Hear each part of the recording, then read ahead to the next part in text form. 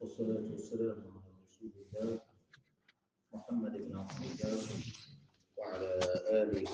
وصحبه ومن والاه وبعد. السلام عليكم ورحمة الله وبركاته. إبت الولد سنة النبي محمد صلى الله عليه وآله وسلم يبقى وأن لا بلغت لي كفر مكة ènìyàn wọ̀nyí wọ́n ṣe tí kankan wọ́n kọ̀ láti tẹ̀lé tànàbí sallallahu alaihi wasallam. wọ́n á rí i pé tòun ti báwọn ti ṣe tẹ̀lé tiẹ̀ eléyìí kò sẹ́lẹ̀gùn apá kò sì pẹ́nu rẹ̀ mọ́ kúrò níbi kọ́ máa pè wọ́n lọ sí díẹ̀ sí tí olúwa fi ràn yìí. wọ́n á mú káwọn náà pété pèrò wọ́n kóra wọn jọ wá bá nàbí sallallahu alaihi wasallam. wọ́n ní àwọn fẹ́ tọrọ kankan lọ́dọ̀ rẹ̀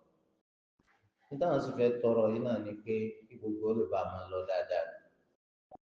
wọ́n ní ká máa sin Allah lónìkan kì í sì ṣe ẹni táwọn náà mọ̀ tẹ́lẹ̀ torí pé nínú ìsẹ̀mí wọn wọ́n máa Allah wọ́n sì mọ̀ pé òun ló tóbi jù wọ́n sì mọ̀ pé òun ló ṣẹ̀dá wọn ṣùgbọ́n wọn kì í sin lónìkan wọ́n ń pè nǹkan míì papọ̀ mọ́ wọ́n ń sin nǹkan míì lẹ́yìn rẹ̀ lẹ́yìn náà ló sọ wọ́n di ọ̀ṣẹbọ ń lọ sọ wọ́n di kèfèrí. àwọn òòṣà táwọn táwọn ń sìn náà papọ̀ mọ́ Allah àwọn ọ̀fẹ́ gbọ́dọ̀ pé wọ Muhammad sallallahu alaihi wasallam ọgbà wọn láàyè káwọn ọmọ ṣe ní àlàbọ̀ra wọn káwọn fi ọdún kan kí gbogbo àwọn jọ wá sọ́dọ̀ rẹ̀ káwọn ọmọ bọ ṣe Islam tó lu àfihàn ọdún tí ó bá tẹ̀lé wọn náà wá sọ́dọ̀ àwọn wọn náà máa bá àwọn bọ́gì bọ̀pẹ̀ wọn máa bá àwọn pe Láàtà àti Uzza àti Manata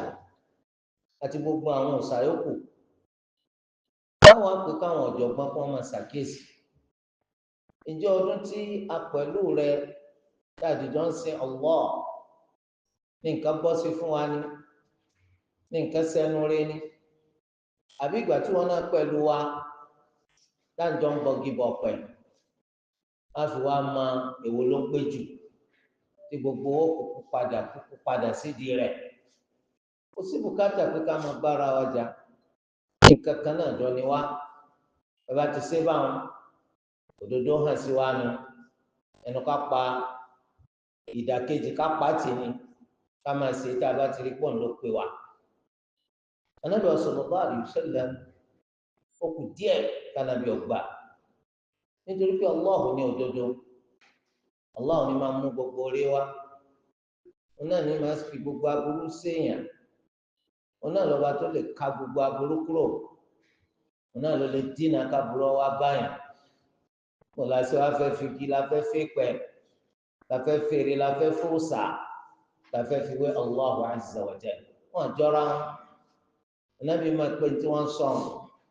yọ padà yé gbogbo wọn pé Allahu lódodo wọn padà fi à ń bọgi à ń bọ pẹ̀ sílẹ̀ gbogbo wọn bá di mùsùlùmí lápapọ̀ èrò tànàbí wa nù sallallahu alaihi wasallam ṣùgbọ́n Olúwa Ẹlẹ́dàá wa tọ́mọ̀ nípa tí ò tí ì ṣẹlẹ̀ pé nígbà tó bá ṣẹlẹ̀ báwo ni ó ti ṣe rí ọlọ́run máa pé kò lè rí bẹ́ẹ̀ torí àwọn kan bẹ tó ti kọ àkọọ́lẹ̀ mọ́ pé lórí ibú là orí ibú ni wọ́n ṣe kú jahannama ni wọ́n wọ̀ bẹ́ẹ̀ bá wọ́n ti torí ọ̀rọ̀ ẹnu wọn tó dùn yìí tẹ́ bá gbọ́ sí wọn lẹ́nu ẹni tí ó gba Islam àǹfààní àti gba Islam kò ní sí fún un ọ̀pọ̀lọpọ̀ nínú wọn iná ni àṣetọ́ni ọ̀tàn jẹ́ náà padà sórí ibú Olúwa ní qul ya ayyuhal kafirun la a'budu ma ta'budun wala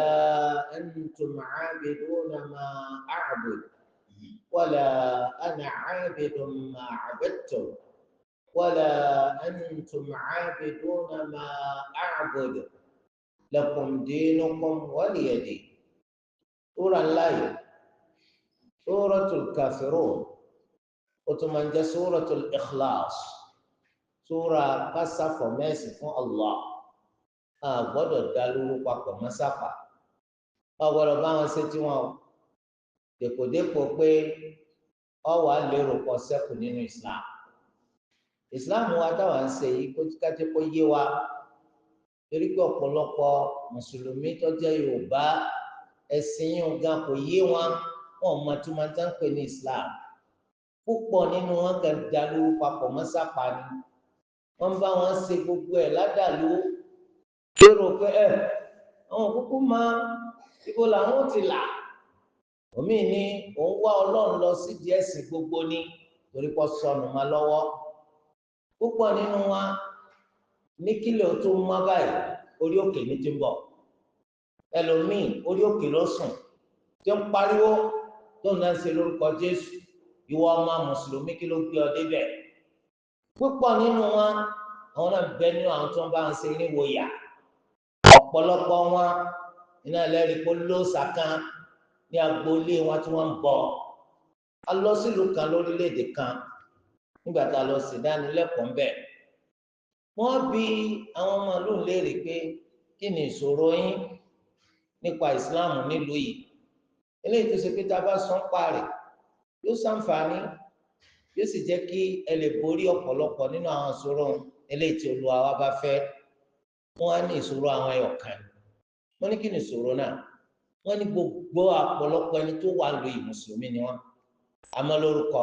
torí pé kò fẹ́ẹ̀ sí agboolé náà nílùú yìí tí wọn ò lóòsà kan tí wọ́n bọ́ ń bẹ̀ gbogbo àwọn tí a sì pé mùsùlùmí yìí àwọn náà ni wọ́n bá wọn sòòsà yìí torí pé ìgbàgbọ́ wọn ni pé táwọn bá fi lè gbẹ̀yìn níbi à ń bá wọn sòòsà yìí ìgbésí ayé àwọn dàrú gbogbo nǹkan àwọn bàjẹ́ wọ́n á fi yé wọn pé gẹ́gẹ́ bí tèmi mà ó náà ní pé púpọ̀ nínú àwọn ọmọ orílẹ̀-èdè yìí náà ni wọ́n láǹfààní láti lọ kẹ́kọ̀ọ́ wá nílẹ̀ Lárúbáwá pàápàá ní Saudiya kí ló wá dé sáwọn eléyìí ọmọ ṣàlàyé ẹ̀sìn fún wọn ní ìtọ́ wa bá àwọn lọ́kàn jẹ́ jù náà ni pé ọ̀pọ̀lọpọ̀ nínú àwọn ẹni tó kéwù tí èsè gbogbo wọn iná ló jẹ́ pé àwọn náà máa pẹ̀lú wọn sàwọn òṣàṣẹ́ bọ̀ a'udhu billahi minash shaitani rajim. Akramakumullah ẹni tí bá ti ń ṣe ìsìláàmù yìí agbọ́dọ̀ bá dín nǹkan mímọ́ ọ̀gbọ́dọ̀ bá wọn ṣe nǹkan mímọ́ kódà ọ̀gbọ́dọ̀ bá wọn ṣe díẹ̀ ọ̀gbọ́dọ̀ bá wọn tọ̀wọ̀ wọn bọ́ síbọ́sí pé ọ̀nà àpọ̀mọ́ chọ́ọ̀chì ni ọ́ mẹ́mbà ni wọn náà kódà mẹ́mbà títí ẹ̀ jìndò dáadáa ẹni tó ṣe pé tí wọn bá rí nǹkan púpọ̀ ní ṣeéṣe wọ́n gan máa kópa nù kíkọ́ chọ́ọ̀chì mùsùlùmí sì ni ọ́ wọn kọ́ mọ́ṣáláṣí olórí ibùsà kọ́mọba àfi kọ́bọ̀ dá sí bẹ́ẹ̀ ni ọ̀pọ̀lọpọ̀ wà tó ṣe pé láti ìbẹ̀rẹ̀ pẹ̀pẹ̀ gan ọ̀pọ̀lọpọ̀ ọmọ bá ń bọ́gi bọ̀pẹ̀ gan tako Islam torí pé ẹ̀rí pé bó ṣe lọ́n ṣe Islam náà ní tún ṣẹbọ wọ́n mọ̀ pé sì kàn pé káwọn ọmọ sọ̀rọ̀ Islam ní dọ́gbọ́n bá wí torí pé kò gbádùn ṣé Islam tó ní ká jìnà ṣẹbọ tó ní ká jìnà sóòṣà tó ní tó ọba ti lè pa nǹkan kan papọ̀ mọ́ Allah gbogbo sẹ́rẹ̀ bàjẹ́ àti pé papá gan òní wọ àlùjánnà iná lọ́wọ́ òní rẹ́ni ràn án sí ṣé náà ní aṣọ kíkọ́ lọ́mọ sí lẹ́gbẹ̀ẹ́ kọ́ ọmọ sí ra ẹ ti fi ìsáná kí èso ògùn èèyàn mélòó ní èso ògùn òfin yìí ọmọ pé ẹ bọ́ gan ní gbogbo eléyìí kéèsì wọn sóògùn fún ọ wọn ní kó ọmọ jí pọ̀fọ̀ kéèsì sí ó tó jáde wọ́n lọ́mọ agbóté sí máa jáde timekeeper fáwọn èsì wala hawla wala quwwata illa billah ọ̀pọ̀ àìmáyé iná náà rí i pé yóò dé nǹkan mára nǹkan bẹ́ẹ̀ ń kùn ebi náà là àdó tó ń gbé ká èwo nínú wọn náà nínú ọ̀pá púpà àdó tọ́ ó sì lè pera rẹ̀ láàfà wala hawla wala quwwata illa billah torí ẹ ẹni tó bá fẹ́ ṣe Islam yìí tó fi wà lè Jánnà jẹ́ kí gbogbo nǹkan rẹ̀ ọmọ àtòdé àtinú rẹ̀ gẹ́gẹ́ bọ́wọ́ rẹ̀ ti ṣe funfun bẹ́ẹ̀ náà ní kí gbogbo nǹkan rẹ̀ ó funfun má da lóru papọ̀ má sápà mẹ́jà bọ́ níbi tí ọ̀dà wọn jáde bọ̀ lẹ́nu ọ̀nà chọ́ọ̀chì subhanallah èmi ni o mi mọ ọmọ tí ń ṣe mí ẹni nǹkan bá dé bá ló lérò yìí nítorí ṣe mí ló lé dé ọ̀dájú kó ti lé ọwá bí orí wọ́n bọ́